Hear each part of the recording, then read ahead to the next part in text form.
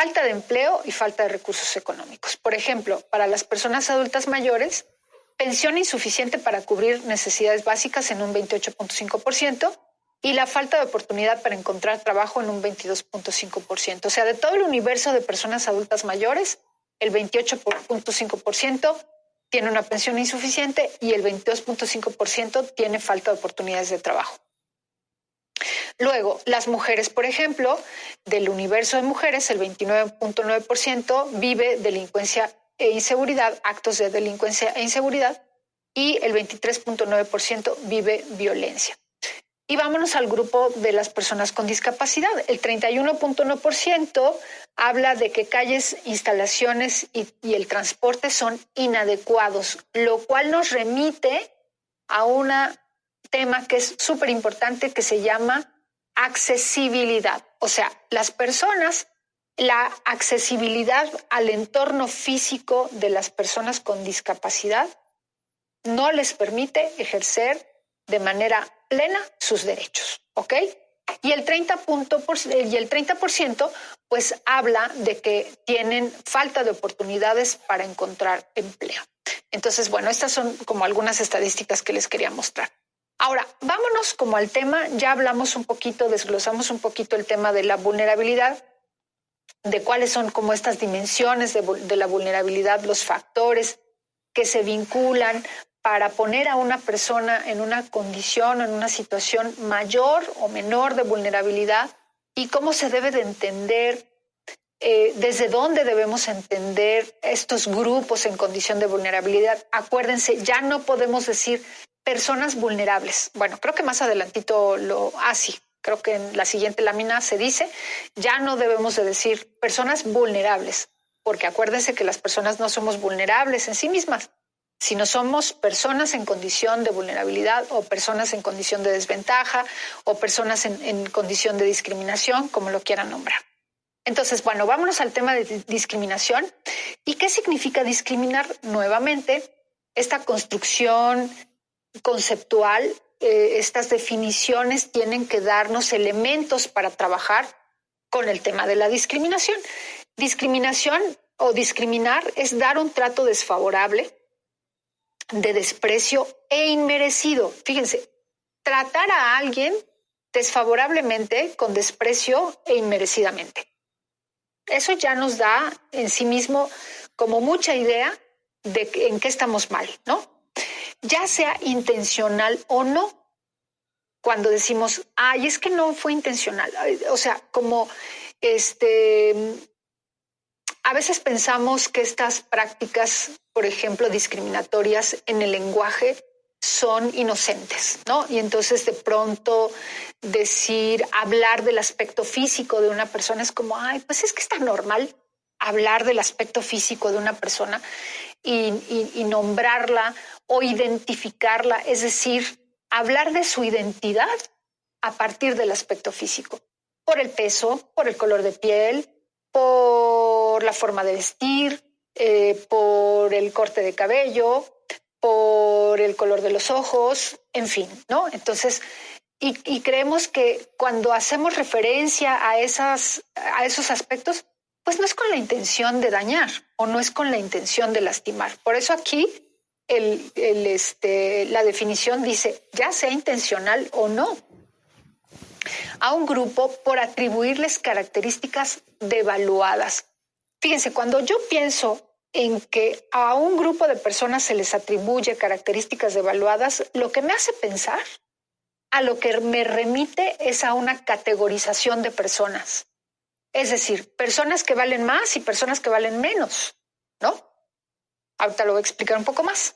Asimismo, tiene como efecto imponerles obligaciones o desventajas e impedirles el acceso a la igualdad real de oportunidades y derechos. Y nuevamente, ¿se acuerdan que en las primeras láminas, cuando describimos la vulnerabilidad, les puse este mismo recuadrito del síntoma? Es decir, la discriminación es un síntoma de un sistema de creencias y de una determinada organización social que privilegia ciertos aspectos de la persona y de la vida en sociedad. Es decir, se privilegia más un color de piel que otro, se privilegia más unas capacidades que otras, se privilegia más un sexo que el otro, se privilegia más una edad que la otra.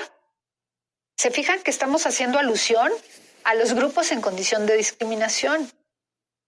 Cuando se privilegia más ser joven que ser niña o niño, pues estamos hablando del grupo de las niñas y los niños. Cuando se privilegia más ser joven que ser adulto mayor o adulta mayor, pues estamos privilegiando más a un grupo de personas que a otro por tener una determinada edad. Cuando se privilegia más un color de piel que otro, pues hay un grupo de personas que por tener ese otro color de piel, pues queden en una situación de desventaja. Cuando se privilegia más ciertas capacidades, como las capacidades físicas o como las capacidades mentales, sobre de otras personas que no tienen esas mismas capacidades, pues entonces estamos privilegiando a este grupo de personas. Cuando se privilegia a un sexo en lugar de o sobre el otro, no en lugar, sobre el otro, pues entonces estamos hablando de que hay quienes a partir de esta organización social y a partir de estas creencias, pues van a tener mayores privilegios, van a estar en un grupo, en una posición, pues que les permita ejercer sus derechos, que les permita tener ciertas prerrogativas, ciertas libertades que estos otros grupos no las tienen. Entonces, por eso es que quise vincular esto de que es un síntoma, la discriminación y la vulnerabilidad es un síntoma de este sistema de creencias que privilegian unas cosas sobre de otras. Entonces, la condición histórica y persistente de la discriminación hacia los grupos en condición de vulnerabilidad, está enmarcada en el contexto social generalizado y complejo que ha incorporado, aquí está un poco la explicación, que ha incorporado dentro de las estructuras sociales y organizativas la validación social tenemos del mundo, a nuestras creencias, a nuestros gustos, a nuestra manera de interpretar el mundo, en fin, a las diferencias físicas, por supuesto que sí. O sea, las personas somos diferentes. El problema es que cuando esa diferencia se convierte en desigualdad y esa desigualdad pone a un grupo de personas como inferiores, ¿no? Entonces, como si esto fuera algo normal. Y entonces es esta legitimación de la discriminación lo que ha hecho que ésta sea aceptada en la convivencia social, y la conformidad con esta situación ha permitido que varios grupos de personas en situación de discriminación lo hayan sido desde siglos atrás. Esto que acabo de platicar está vinculado con algo. No me voy a centrar mucho, no me voy a detener mucho tiempo, solo lo voy a leer para dar un poco más de fuerza a esto que acabo de comentar, que tiene que ver con estos discursos del trato desigual y de cómo este trato desigual pone a las personas en una condición de desventaja. Y esto está vinculado con algo que se conoce como discursos dominantes o discursos de poder. Qué pena que no tengo tanto tiempo, pero la verdad es que es un tema súper interesante y está, digamos, anclado a estos estudios socioculturales en donde, por ejemplo, dos representantes muy importantes de todo esto son Michel Foucault y Pierre Bourdieu, que hacen un análisis súper interesante de estos discursos dominantes o estos discursos de poder.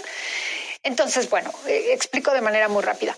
El discurso es un sistema de ideas que se construye de manera social. En este contexto puede hablarse del discurso dominante o discurso de poder en referencia a aquellas ideas, opiniones, pensamientos, interpretaciones, imágenes, conocimientos y representaciones que se imponen por ciertas clases o grupos de personas y que terminan siendo aceptadas o compartidas por la mayoría de la sociedad. Generalmente estos discursos los ostentan personas que se han establecido como grupos de poder. ¿Cuáles son los discursos dominantes? Solamente menciono algunos. El discurso de clase, el discurso del conocimiento, el discurso de la heterosexualidad, el discurso de la etnia, el discurso del amor, el discurso de la inteligencia, el discurso del poder, ¿no? O sea, cómo atrás de estos discursos lo que se establece es los grupos de poder que son representados por las personas blancas, por las personas heterosexuales, por las personas ricas y dicen por ahí que por los hombres, ¿no? Entonces, estas son las 4 categorías que pueden representar a estos grupos de poder. Y cómo desde estos grupos de poder se construyen discursos de poder, se construyen discursos que categorizan a las personas, que clasifican a las personas y en donde estos discursos son los discursos legítimos y es la vara por la cual son medidas todas las personas. Entonces, por eso cobra tanta importancia estos discursos. Y a menudo, y lo que les quiero decir es que estos discursos se alimentan de los prejuicios y los estereotipos. Entonces, a menudo nos valemos de estos estereotipos y prejuicios para justificar el abuso y la conducta negativa de un grupo sobre otro. Muchos de estos los dicta la cultura dominante, es decir, socialmente se han legitimado formas de ser, actuar y pensar que permean todos los aspectos de la vida y de la convivencia social. Los estereotipos y prejuicios los aprendemos pasiva y acríticamente, ojo, maestras y maestros, desde la infancia, a través de la fuerza de la repetición y la costumbre. Mamás y papás se reproducen en los distintos espacios de socialización, familia, escuela, iglesia, medios de comunicación, etc. La discriminación se presenta cuando alguien, en el momento de encontrarse con una persona o grupo diferente entendido como desigual, acuérdense que diferentes somos todos, pero desde esta lógica de los grupos de poder son diferentes, ¿no? Busca afirmarse y colocándose por encima de las otras personas. Por lo tanto, discriminamos cuando otorgamos mayor valor a nuestras características que están validadas socialmente y devaluamos las características de las otras personas con el fin de ponerlos en una situación de inferioridad para poder dominarlos. Es decir, discriminar es una forma violenta de reaccionar frente a la diversidad, pues existe un abuso de poder que se traduce en dominio y sometimiento. Y bueno, un poco como para ir concluyendo, ya para concluir este tema de la vulnerabilidad y de la discriminación, de todo esto que hemos venido hablando, vamos a ver que los discursos dominantes o de poder producen y reproducen estereotipos. Estos discursos de poder normalizan, naturalizan, categorizan y vulneran a las personas. Es decir, los discursos de poder hacen clasificaciones de personas. Los que valen, los que no valen, los superiores, los inferiores, los de poder, los que viven en situación de desventaja. También estos discursos se legitiman en todos los contextos, son una manifestación de la violencia, anulan derechos para unas personas y generan privilegios para otras. Pues claro que sí. Si estos discursos de poder ponen a unas personas en una situación de ventaja, pues claro que se van a generar privilegios en donde debería de haber derechos para todas las personas, se generan solo privilegios. Generan profundas desigualdades a través de las prácticas discriminatorias y por último, estos discursos de poder y estas prácticas de poder, no solo los discursos, sino las prácticas también, menoscaban la dignidad humana. Y bueno, pues con esto termino. Y vamos a pasar con algunos datos generales sobre las discapacidades. Y bueno, pues vamos a centrarnos en este marco del Día Internacional de las Personas con Discapacidad, que fue declarada en 1992 por la Asamblea General de Naciones Unidas. Y el objetivo es promover los derechos y el bienestar de las personas con discapacidad en todos los ámbitos de la sociedad y el desarrollo, así como generar conciencia sobre su situación en todos los aspectos de la vida política, social, económica y cultural. Oigan, pero se han preguntado para qué sirven los días internacionales, porque hay un chorro, ¿no? Pero ¿para qué sirven? Bueno, pues se acuerdan que al principio de la conferencia hablé sobre la sensibilización. Pues justamente los días internacionales sirven para sensibilizar, crear conciencia, llamar la atención, señalar que existe un problema sin resolver, un asunto importante y pendiente en las sociedades para que a través de esa sensibilización los gobiernos